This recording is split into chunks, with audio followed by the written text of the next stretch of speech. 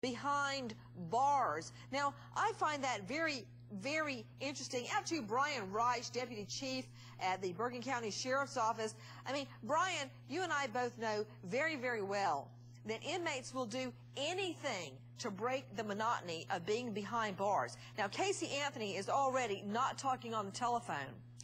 We know inmates will do anything, for instance, to get on the county bus and come to the courthouse for an arraignment or any court date, just to have their sack lunch and get out of the jail. Here she is refusing visits. What do you think? Absolutely. Very, very strange. As you said, the inmates are going to try to do anything. It's obvious to me that she does not want to talk about the incident. As we see in other conversations, her mother has been pressing her to come up with information. Her other family members have been pressing her, and she wants to avoid the subject. And I think that she's ducking the opportunity to speak with her family, knowing that those calls are being monitored. Out to Nikki Pierce with WDBO. What do you make of the fact that the parents, the brother, they get all the way out to the jail, and she decides she's not coming down? Well, I think I'm just like everyone else in that I'm not entirely sure what to make of that. As you said, generally, inmates love to come down and break the monotony. As far as we know, no reason has been given to the jail officials why she's not going to come out and speak to them. She just refuses to. Back to Mark Williams of WNDB News Talk. What more can you tell me about air samples? Air samples being taken from inside the car trunk and sent to a specialized laboratory.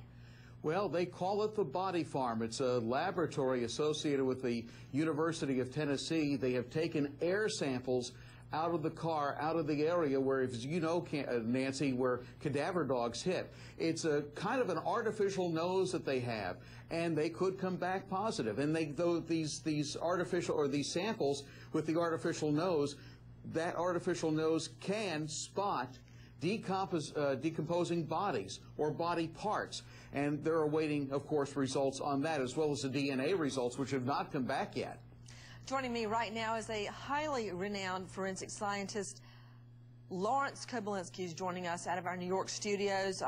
Dr. Kobe, thank you for being with us. Pleasure. Kobe, explain to me the artificial nose and how air samples can now be used as evidence. Sure, Nancy. Well, what happens when a body decomposes is that there is a metabolism, a breakdown of existing substances, fat, protein, and many volatile substances are created. Putrescine, cadaverine, methanol, carbon dioxide, hydrogen sulfide, 450 different compounds have been found in a decomposing body. Well, all you need to do is sample the air. We have the instrumental analysis referred to as gas chromatography, mass spectrometry, as well as high-performance liquid chromatography, fancy names.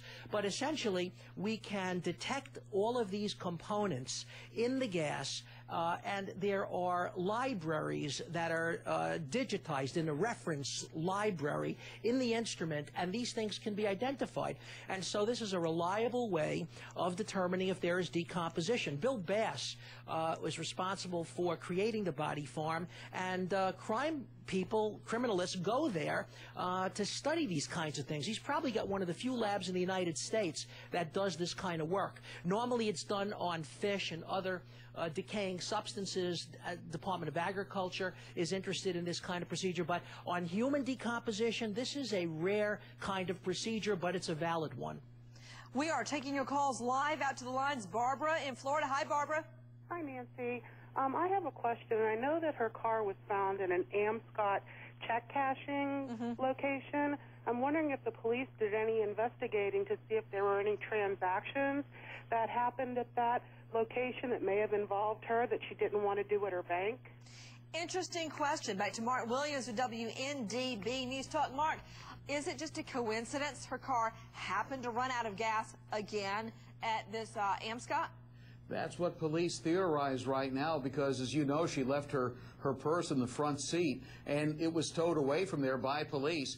Amscot, 9 chances out of 10, was closed that day because they're not open 24 hours. I think she just found a very convenient place to park that day, Nancy. And When did you learn about the air samples being taken out of the trunk, Mark Williams, and sent to the Body Farm laboratory? We just learned of that today. Police kind of releasing that information to the media today, that this new technique was being used. And of course, not only do they take the air samples, the cadaver dogs hit there a couple of times, and DNA samples have been taken out of there as well. Back out to the lines. Ann in Florida. Hi, Ann. Hi. What's your question, dear? I enjoy your show. I never miss it. Thank you, Ann, and thank you for calling in. My question is this. If they keep digging up bamboo out of their backyard like I keep hearing they do, why is it, if she's smart enough, the mother, to go over there and get the gas cans out by breaking in, does she have to go next door to borrow a shovel? Ann in Florida.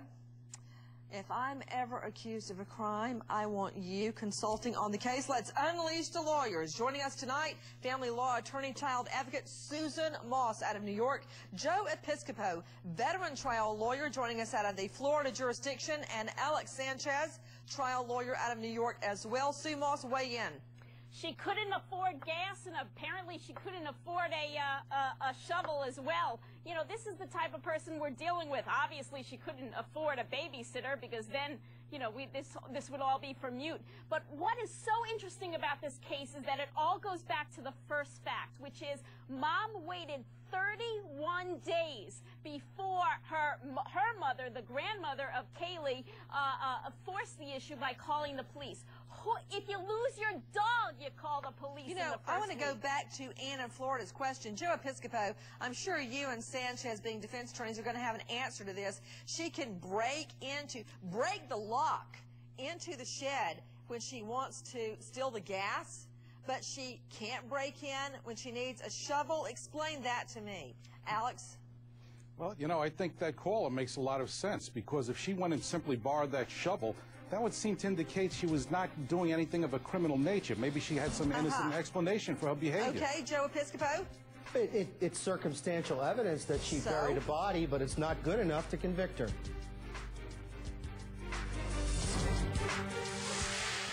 Casey is isolating herself in jail. No calls for a week, and she's canceling visits with her family. Investigators don't know if it means she's about to crack. If she cared to talk with us and tell us what she knew, we'd certainly sit down and listen to her.